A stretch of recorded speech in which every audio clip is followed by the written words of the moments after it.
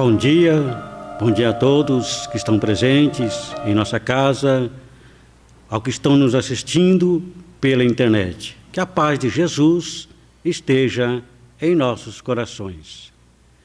Muito bem, então vamos à nossa leitura deste domingo, desta manhã maravilhosa, em que estamos aqui reunidos no Em Paz.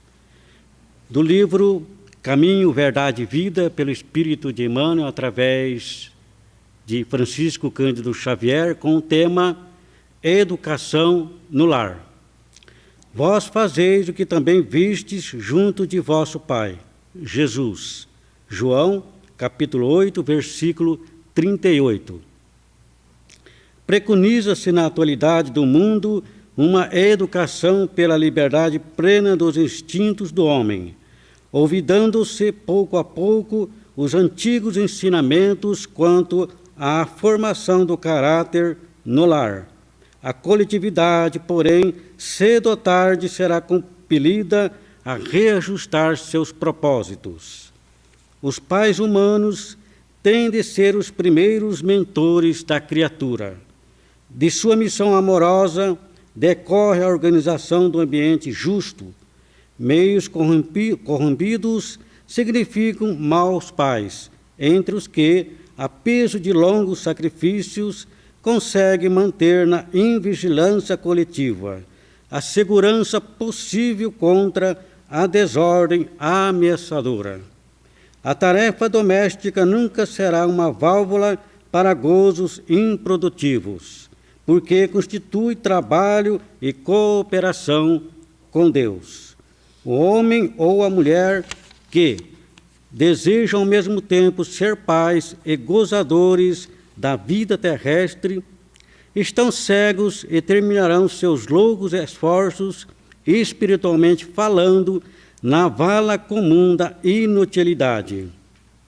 Debalde se improvisarão sociólogos para substituir a educação no lar por sucedâneos abstrusos que envenenam a alma.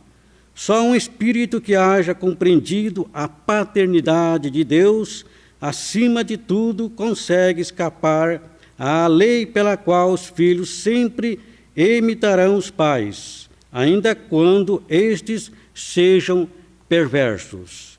Ouçamos a palavra do Cristo.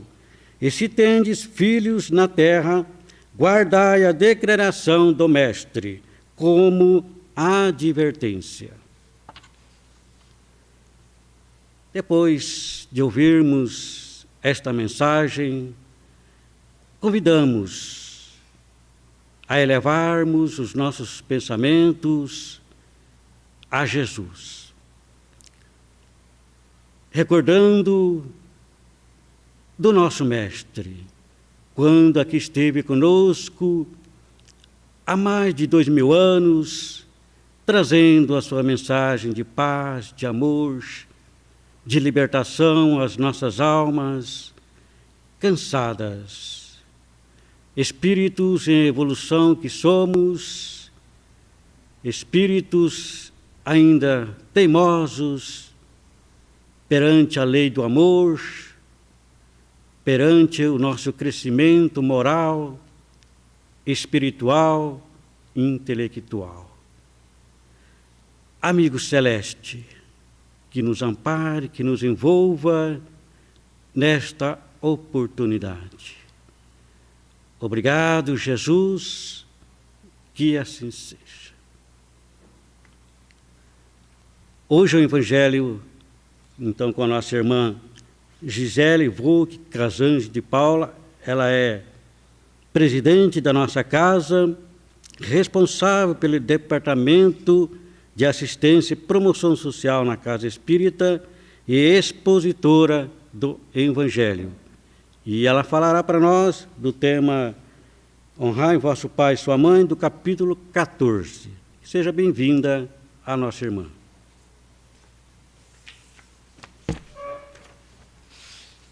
Obrigada, Carlinhos. Bom dia a todos, os presentes, os que estão em casa, que a paz do Senhor Jesus nos envolva nessa manhã fria, porém linda, maravilhosa. em que vale a pena, né, nós estarmos reunidos para falar de Jesus, do seu Evangelho, que alimenta a nossa alma e nos dá a oportunidade de sermos melhores a cada dia. Recapitulando o assunto da semana passada, nós entramos no capítulo Honrai o vosso pai e a vossa mãe, e a mensagem trazida pela nossa companheira Tânia, ela foi uma parte, um destaque de um diálogo que Jesus teve com o moço rico, em que em determinado momento, não é uma parábola, é uma passagem, em que esse moço procura Jesus e lhe fala assim: mestre, o que eu preciso fazer para conseguir a vida eterna? Então Jesus lhe responde: siga os mandamentos. Então ele pergunta: quais são? Sabeis os mandamentos: não cometereis adultério, não matareis, não roubareis, não prestareis falso testemunho, não fareis agravo a ninguém, honrai a vosso pai e vossa mãe. E ele ainda continua: amar o seu próximo como a si mesmo. Então esse jovem diz: mas eu já sigo os mandamentos, eu já faço isso. Então Jesus olha nos seus olhos e diz: então, vende tudo o que você tem, doa aos pobres, vem e segue-me. Mas ele não conseguiu e foi embora. Em uma outra ocasião, chega até Jesus Joana de Cusa, uma senhora nobre da cidade de Cafarnaum, casada com Cusa, um alto funcionário de Herodes. E ela amava ao Cristo, ela amava os seus ensinamentos. Então ela chega até ele e fala das suas amarguras domésticas, que o seu marido não acompanha na sua religiosidade, nos seus sentimentos. E Jesus a aconselha. Tudo que essa mulher queria escutar era: vai, minha filha, larga tudo, vem e segue-me. Mas ao contrário, Jesus diz: filha, vá para tua casa, ama teu marido como se fosse o teu filho e ser fiel. A cada oportunidade, a cada alma que o procurava, o ensinamento era exclusivo para ele. Não era abrangente. Quando lhe procurava, era para ele. E Jesus demonstra que a família sempre está em primeiro lugar. Ao moço rico, em que deixa claro um moço rico, jovem, solteiro, sem ainda o compromisso familiar. E a senhora de Cusa, que tinha uma família. Então vai, filha, honra a tua família, cuida da tua família. Mas continua me seguindo em pensamento e em ações. No livro Obras Póstumas, tem uma mensagem de Clélia Duplantier, e ele é muito interessante, que ela diz assim: todos nós temos 3 características. Nós como indivíduos, a melhora que nós temos que ter em nós mesmos. Nós somos um membro de uma família, todos nós estamos no seio de um núcleo familiar, e nós somos um membro da nossa comunidade, nós somos um cidadão, ou seja, um membro da nossa humanidade. Então, para que o ideal é o quê? Nós sejamos o mesmo nesses 3 meios. Eu preciso ser melhor como indivíduo para que eu seja melhor como membro da minha família, para que eu seja melhor na minha comunidade. E muitas vezes usamos máscaras. Somos os bonzinhos na casa espírita, somos os bonzinhos no trabalho, mas em casa somos tiranos. E a nossa construção é que sejamos bons, melhores em todos os lugares que nós estejamos. E para que a gente consiga essa aquisição de moral nesses 3 âmbitos, nesses 3 caracteres, Deus nos coloca no seio de uma família, onde nós teremos os melhores, os mais preparados professores para nos ensinar. É a esposa que nos exige a paciência, é o filho que nos exige a dedicação, muitas vezes quase que integral da nossa vida. e membros que vão nos construindo, nos ajudando a desenvolvermos as nossas potencialidades, as nossas virtudes. Ontem, no evangelho que fazíamos, em outro grupo, falávamos exatamente isso, que todos nós temos essas potencialidades, essas sementes, para que elas frutifiquem. E em Jesus, essas sementes já eram frutos maduros, já estavam todas desenvolvidas.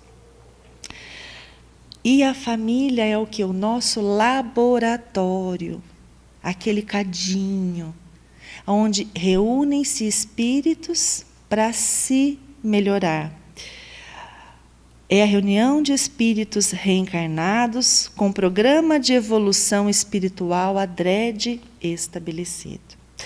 E na questão famosa 775 do Livro dos Espíritos, quando Kardec pergunta qual seria para a sociedade o resultado do relaxamento dos laços de família, a resposta é curta e simples: uma recrudescência do egoísmo, ou seja, um aumento, um agravo do egoísmo. Então, seria um passo atrás.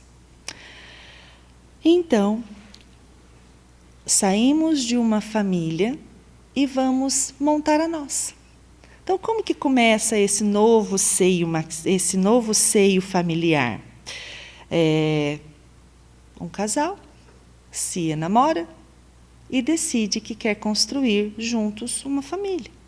Então, os dois se casam, vão ter a sua família, vão ter o seu pequeno núcleo familiar. E muitas vezes nós nos casamos não amando, mas enamorados, apaixonados. Porque o amor, ele é uma construção diária. Então, a partir desse casamento, porque quando nós namoramos, nós queremos, e isso é absolutamente natural, mostrarmos o que a gente tem de melhor. Então, nós já temos isso de melhor. O que nós precisamos é que dentro de um casamento nós ainda melhoremos mais. E aquilo que não está bom, que a gente possa aprimorar. Para isso que temos dois, um para ajudar o outro naquelas necessidades que nos faltam. Hoje eu com 24 anos de casamento, 7 de relacionamento, e eu vejo como meu esposo me completou em muitas coisas que eu precisava, mas eu também acrescentei em sua vida. E espero que continuemos com essa troca de coisas boas, porque é para isso que estamos aqui. Porque casamentos, eu encontrei a minha alma gêmea. É raro, pode existir, mas isso é raro. Normalmente nós temos compromissos e compromissos sérios para desenvolver. Então, a gente, a partir do momento que está num relacionamento, num casamento, nós precisamos ser fiéis, nós precisamos ter o respeito, nós precisamos acrescentar para aquele relacionamento. E na pergunta 695, Kardec também pergunta se seria contrário à lei da natureza o casamento. Isto, a união permanente dos seres. E a resposta também é um progresso na marcha da humanidade. Ou seja, o casamento é um progresso. O casamento como nós conhecemos os nossos pais, aquele que tem a cumplicidade, que tem esses caracteres que nós falamos, a fidelidade. E a questão 696, qual efeito teria sobre a sociedade humana a abolição do casamento? Seria uma regressão à vida dos animais. Então, saímos das nossas casas, das nossas famílias, deixamos os nossos pais e vamos fazer a nossa vida com aquele que nós escolhemos para seguir, para continuar a nossa jornada. E aí? Teremos filhos ou não teremos filhos? E no livro Pais e Filhos, Fortalecendo Vínculos, de Alberto Almeida, que recomendamos a leitura para todos que estão contidos num contexto familiar, e todos nós o somos, logo ali no comecinho, no primeiro capítulo, tem um diálogo de duas mães, de duas pessoas que estão se casando e que pensam se serão ou não mães. Então, eu vou ler para que não se perca nada. Então, as duas estão prestes a se casar e começam um diálogo. A primeira diz: "Ah, este mundo como está, violento, corrupto, egoísta, insensível, poluído. Eu não sou louca de colocar um filho nesse caos para ele sofrer e ser infeliz." E a segunda contra-argumenta: "Pois é exatamente por isso que devemos colocar nossos filhos no mundo, para diminuir o sofrimento na terra." E a primeira insistiu: "O mundo não está preparado para receber uma criança, iria estragar o meu filho." E a segunda arrematou, fazendo trocadilhos: "Eu sou o mundo que vai recebê-lo e prepará-lo para viver na terra. Confio em Deus, que não será o mundo que vai estragar o meu filho, mas será o meu filho que virá, que ajudará a consertar o mundo." E é esse pensamento que nós, pais, devemos ter, como diz a mensagem que o Carlinhos leu. Nós somos os exemplos para os nossos filhos. É no nosso seio familiar em que vamos educar para a vida, vamos educar para o mundo, vamos educá-lo para que ele melhore esse mundo. No livro Vereda Familiar, de Raul Teixeira, pelo Espírito Camilo, ele nos diz: "Quando Deus lhe confia a alma que vem do invisível, dando-lhe a honra da maternidade e da paternidade, é porque sabe que no meio em que você vive e com os recursos variados ou parcos que dispõe, terá as possibilidades de bem orientá-lo para a vida." Então, nós, como pais, precisamos orientar os nossos filhos para a vida. Nós precisamos ter uma hierarquia de respeito dentro de uma casa. Os pais serão e devem ser sempre pais.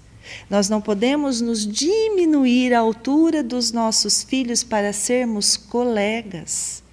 E nesse mesmo livro, Alberto Almeida nos diz que um pai pode e deve também ser amigo do seu filho e da sua filha, é claro, e amigo confidente, se possível, porém, sem jamais abrir mão da competência de ser o pai, posto que este papel sempre deva ter prevalência. De igual modo deve ser a relação da mãe com seus filhos e filhas. Assim, o pai e a mãe não podem perder a verticalidade da função que a vida lhes conferiu, de conduzir os seus filhos, notadamente quando crianças e adolescentes. Infelizmente, nós vemos lares em que os filhos mandam, não é? Os filhos decidem a programação da televisão, os filhos decidem quanto tempo eles vão ficar no computador. E nós somos os responsáveis. Nós temos medo de perder o amor dos nossos filhos. Mas quanto mais amor, mais nós os envolvemos com regras salutares. Nós os envolvemos com orientação àquilo que nós acreditamos que esteja certo. Nem tudo nós vamos acertar. Mas nós precisamos ter regras dentro de um lar. E essas regras precisam ser seguidas. Em todos os lugares assim funciona. Nós estamos abertos às nossas portas com muitas regras a serem cumpridas e necessárias para que todos vocês aqui presentes sintam-se e estejam seguros em frente à pandemia que estamos vivendo. Porque no nosso lar seria diferente. Então, aos pais cabe a educação moral dos filhos. A educação convencional ele vai aprender na escola, porque muitas vezes nós podemos ter crianças extremamente bem educadas na escola, bem instruídas na escola, mas extremamente mal educadas pelos pais, e vice-versa. Então, a educação moral, emocional, cabe a nós, pais. É em casa que as crianças precisam aprender. Eu já atendo crianças pequenininhas há 25 anos, e eu já escutei de mães falando assim: ai, eu não sei o que eu faço para o meu filho, graças a Deus, ano que vem ele vai para a escola. Como se a escola fosse resolver os problemas que ela não está resolvendo. E não vai. Porque aquilo que nós não oferecemos de melhor para os nossos filhos, o mundo vai estar ali para oferecer o que tem de pior. Nós precisamos, sim, selecionar o que os nossos filhos veem, o que os nossos filhos assistem. Em muitos projetos que a gente faz parte ou que vem informações de outros amigos, nós temos crianças de 7, 8 anos já sensualizadas, sexualizadas no sentido do sexo já ter sido despertado. Ou teve contato com os pais, aqueles pais que normalmente, mas a criança está dormindo. E às vezes ela presencia cenas ou discussões ou algumas coisas que não é apropriado para a sua idade. Então atinge o seu psiquismo e começa a desenvolver a sexualidade de uma maneira precoce. A internet hoje ela é uma bênção. Ou ela pode ser uma derrocada. Ela é neutra. Assim como o dinheiro, depende do que a gente faz com ele. Então, nós precisamos ter atento. Enquanto eles não tiverem maturidade suficiente para isso, nós precisamos, sim, estarmos atentos, porque Deus nos confiou. E vamos dar conta, o que fizestes dos filhos que te confiei. Envolver os nossos filhos em atividades domésticas. Né? É uma briga que nós até temos em casa, uma briga no bom sentido, porque às vezes a gente quer poupar. Mas eles estudam e poupa de muitas coisas. Não.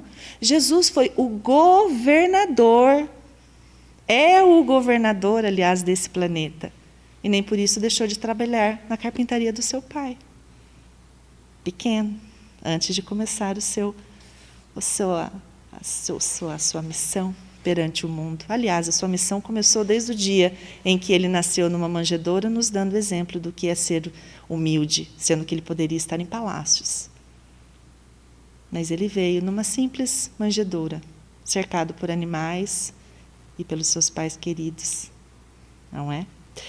Ensinar os filhos a orar. E não a orar antes da prova, porque isso é barganha.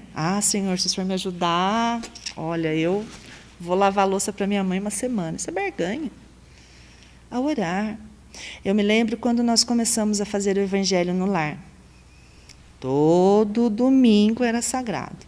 Tinha vezes que eu chorava, porque eu me sentia envergonhada perante Deus de estar fazendo o Evangelho naquela situação. Com o filho gritando, com brigas dentro da minha casa, que filho não queria participar, mas nós persistimos. E hoje é uma bênção. Quando nós nos sentamos, só passo no quarto, hora do Evangelho. Vai chegar um dia que a 9 em ponto eles vão estar sentados ali conosco, sem chamar. Mas, por enquanto, eu ainda passo nos quartos, hora do Evangelho. E 9 em ponto nós começamos. Às vezes um ali ainda vem 9:1, 9:2, mas estão todos juntos, em harmonia. E é uma progressão, nós não podemos desistir. No mesmo livro, Vereda Familiar, Camilo, o Espírito Camilo, nos diz assim: mais do que pode supor a pessoa que ora, a alma que se liga às faixas luminosas do diálogo com Deus absorve esse estuário bendito do mundo invisível, as mais profundas messes de recursos aptos a sustentá-las, nas lides em que movimenta o planeta. Também, esse aqui é outro assunto. Enfim, então quando nós oramos, nós ensinamos nossos filhos a orar, nós vamos os ensinando a essa ligação com Deus. E não só nos momentos de tristeza, não, diariamente. Nos momentos de alegria, para que eles tenham gratidão pela família que eles têm, gratidão pela casa, gratidão pelos laços de família, gratidão por estarem aqui. De acordo com os nossos irmãos, a cada espírito encarnado temos 5 na fila para esperando uma reencarnação. Então nós somos temos que ser muito gratos por estarmos aqui na nossa experiência. Em muitas reuniões mediúnicas, de muitos lugares, de muitas casas sérias, muitos espíritos ainda ignorantes quanto a esse amor de Jesus, mas ignorantes no sentido de não conhecer, de ficarem presos ao passado, à vingança. Às vezes o dialogador comenta assim, vamos fazer uma oração, você sabe orar? E de repente ele fala, a minha mãe fazia isso comigo, eu me lembro. Então ele remete a quando ele era criança e a mãe o ensinava a orar. Então aquilo é uma abertura no seu coração para que essa oração comece a surtir efeito, comece a dissolver essa sombra. Nada é perdido, nada. Todo ato bom que a gente faz, ele fica ali contabilizado na nossa vida. Tudo vai ser utilizado. E ali na nossa obra, na Vereda Familiar, ele diz: a família inquestionavelmente constitui o mais notável núcleo de libertação e de aprendizagem para os espíritos chegados ao mundo das densas energias nas atividades de renovação individual. Então, todos nós estamos aqui para nos renovar. Alguns já estão em estado melhor, mas todos nós ainda temos coisas a adquirir, com exceção de Jesus que esteve na Terra. Os demais, mesmo missionários, ainda temos coisas que aprender. E por que a família é um núcleo de libertação e aprendizagem? De libertação, porque nós podemos ter a honra de receber nos nossos braços espíritos que em outras vidas nos foram inimigos, nos foram não caros, que talvez nós traímos, que talvez nós enganamos, que talvez nós ajudamos a cair. E agora nós temos a chance de libertar-nos e libertar esse ser do rancor, da mágoa, do ódio, fazer uma reconstrução. No livro Missionários da Luz, nós temos a linda história que precisamos estudá-las e não apenas ler, a reencarnação de Sigismundo.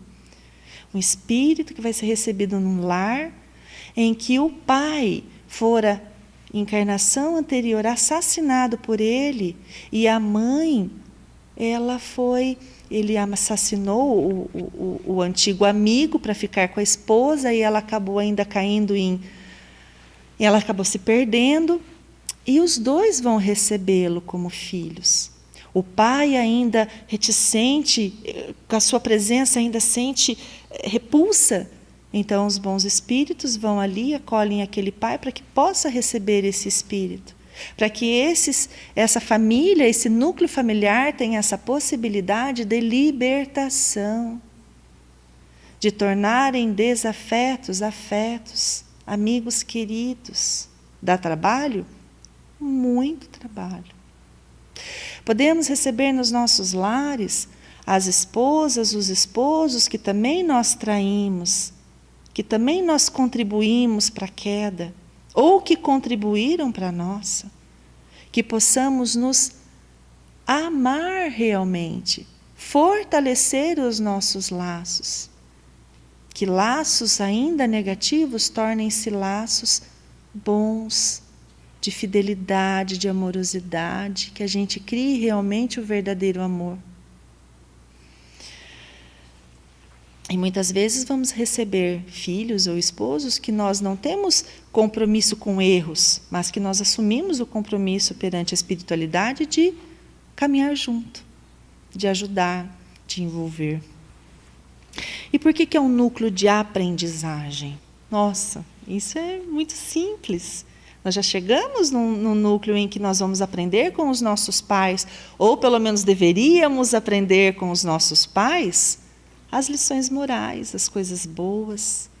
E podemos passar para os nossos filhos, e ainda melhor, Porque nós sempre precisamos evoluir, aprender cada vez mais. Uma enfermidade na família, quando alguém está doente, como nós nos comportamos? É claro que para aquele que sofre, ele está num processo de prova ou de expiação para o seu melhoramento como espírito.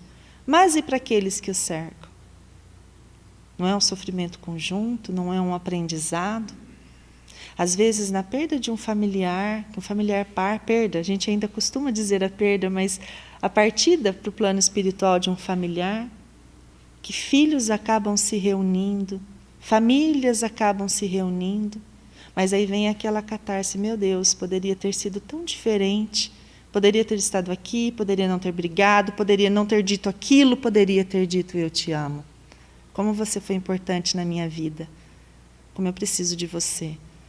E aí nós vamos transformando esses laços biológicos em laços de verdadeiro amor, o amor universal. Então, os nossos filhos, daí nós voltamos lá para o começo. Os nossos filhos crescem e vão montar os seus ninhos. Eles saem dos nossos ninhos para montarem os seus novos ninhos. E isso é o maior aprendizado para uma mãe de desapego. Desapegar, porque os filhos não são nossos. São um empréstimo de Deus, em que em algum momento Ele nos confiou e entregou as suas joias para que nós cuidássemos. Nossos filhos não são nossos, mas devem ser os nossos queridos para sempre, para toda a eternidade. E assim, nesse processo, chegada de um filho, educação, aprimoramento, estreitamento de laços, vamos transformando muitas vezes antigos desafetos em amigos queridos. Nós somos espíritos imortais, vamos ter muitas vividas, muitas encarnações ainda. E quantas nós já tivemos? Quantos inimigos habitaram os nossos lares? E quantos saíram nossos amigos? E onde eles estão? Onde estão os nossos queridos do passado? Nós não temos só esse seio familiar pequenininho que a gente vive aqui. Uns mais, uns maiores, outros menores. Nossa família universal, ela é imensa. Muitos deles estão no plano espiritual ali, torcendo por nós, vibrando por nós, acreditando em nós. E muitos outros nós encontramos no centro espírita, no trabalho, na faculdade. E aí a gente se pergunta, nossa, mas por que ela não é a minha irmã? Por que ele não é meu irmão? Porque com ele eu já acertei. Ele já faz parte da minha família universal. Eu já estou na mesma vibração. Eu já conquistei o seu amor e reciprocamente. Ele o meu. Agora, eu preciso aqui no meu seio familiar, na minha mini humanidade, aparar todas as arestas. Então, para as mães que às vezes têm uma preferenciazinha por um filho ou outro, mas que juram que o amor de mãe é tudo igual, que não se preocupem. Isso é absolutamente normal. Se tivermos 10 filhos, pode ser que o relacionamento com os 10 seja, essa afetividade, esse amor seja diferente com cada um deles. E com aquele que nós mais nos afinizamos, está resolvido o problema. Já resolvemos, já conquistamos, já estamos amando. Então vamos concentrar as nossas atenções àquele em que esse laço não está fortalecido. Empregar todas as nossas forças e energias para que esse laço seja estreitado e que realmente eu desenvolva esse amor. E esse filho já amado, em que esse amor já foi construído, vai ser o meu parceiro, vai ser o meu amigo nessa jornada, que vai me ajudar a conquistar esses outros laços. E é absolutamente normal. Mas na nossa casa nós também temos aquele companheiro querido que fala assim, não, você vai, eu vou porque eu vou te ajudar, eu vou porque eu quero estar do seu lado. O filho que vem ajudar o pai. Quantas vezes nós vemos essa situação em que o filho vem para ajudar um pai e uma mãe? Então também Deus, além dos nossos desafetos, coloca no nosso seio familiar aquele que nos fortalece. Por isso que Ele coloca todos os professores que nós precisamos. Todos. Todos os que nós precisamos. A passagem do Evangelho de hoje, ela é: quem é meu pai? Quem é a minha mãe? Quando que Jesus disse isso? Jesus estava na casa, ele não se especifica em qual casa, ele estava numa casa, possivelmente de Pedro, onde ele fazia todas as suas reuniões, e tinha muita gente. Então, enquanto ele falava às turbas, isso está em Mateus, em Marcos, está em Marcos, capítulo 3, versículo 31 a 35. E também está em Lucas, capítulo 8, versículo 19 a 21. Enquanto ele falava às turbas, eis que a mãe e os irmãos dele, de Jesus, estavam de pé do lado de fora, procurando falar com ele. Alguém, porém, lhe disse: eis que tua mãe e teus irmãos estão de pé do lado de fora, procurando falar contigo. Em resposta, disse ao que lhe falava: quem é minha mãe? Quem são os meus irmãos? E estendendo a mão sobre os seus discípulos, disse: eis a minha mãe, eis os meus irmãos. Pois todo aquele que fizer a vontade do meu Pai, que está nos céus, este é meu irmão, e irmã, e mãe. A princípio, numa primeira lida, no que a gente diz de literal, muitos acabam usando isso. Ah, tá vendo? Jesus não era tudo isso. Ele ignorou a mãe, ignorou a família. Esse Cristo que aconselhou Joana, que aconselhou o moço rico, que usou do cotidiano para tantas parábolas, que ensinou o amor, a humildade, exemplificou tudo o que ele ensinou. Iria ignorar a sua mãe, seus irmãos ou sua família? E não vamos nem entrar no quesito que Jesus tinha ou não tinha irmãos. Isso não importa, não muda quem ele é.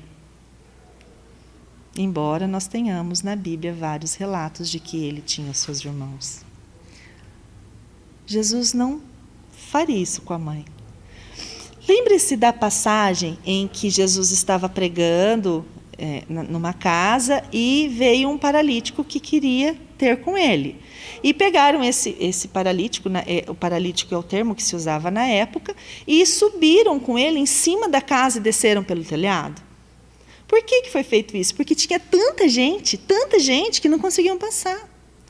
E nesse momento em que Jesus estava pregando, era a mesma coisa, não tinha como a sua mãe entrar. E provavelmente nesse momento ele estava ensinando, ele estava pregando.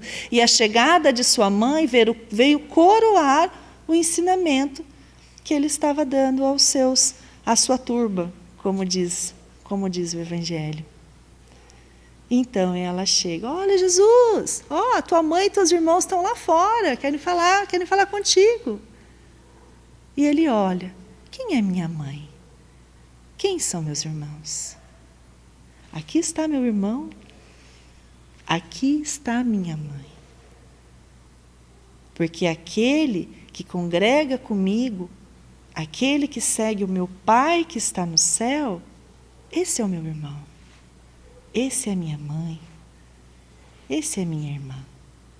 Então Jesus já falava dessa parentela corporal e espiritual, que será o assunto do nosso próximo evangelho, Então, após essa passagem, Kardec conclui: ele nenhuma ocasião desprezava de dar o ensino.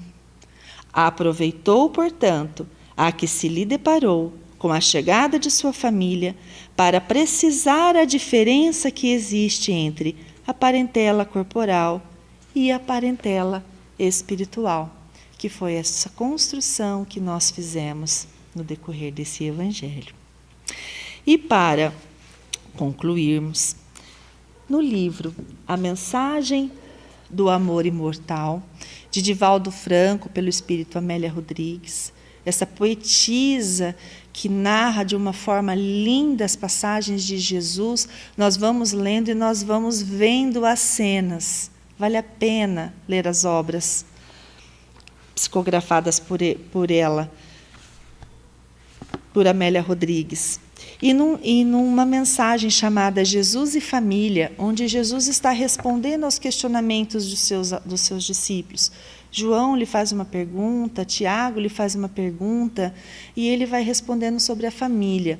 Ele explica sobre a família biológica, sobre esses laços de amor com outros amigos, e no final ele diz assim: eu venho para unir o que se encontra separado, para recuperar o que se haja perdido, para demonstrar que somente o amor é capaz de produzir a felicidade real entre todos os seres da terra. Eu vos tenho como a minha família. Por isso mesmo, oferecei-me-ei em holocausto, dando a vida, para que todos compreendam por fim que apenas o amor liberta e somente a doação enriquece. E eles não entendem o que Jesus diz. Como assim se doar em holocausto? E depois de 3 anos, porque esse diálogo foi no início do seu ministério, depois de 3 anos, pregado numa cruz, quando ele depara com a sua mãe, aos prantos, em um sofrimento que nós não podemos calcular. Ele olha para ela e diz que está ao lado de João, o único discípulo que estava lá, entre todos. Então João acolhe, abraça Maria. Então ele olha para ela e diz: mulher, aí está teu filho. Filho, aí está tua mãe. Então naquele momento, rompe os laços biológicos para se fortalecer os laços da família universal, que é esse o nosso propósito. Então, que nós possamos chegar em casa e dizer aos nossos queridos: como você é importante na minha vida. Como eu te amo. Como você me faz feliz. Como eu preciso de você. Que Jesus nos abençoe.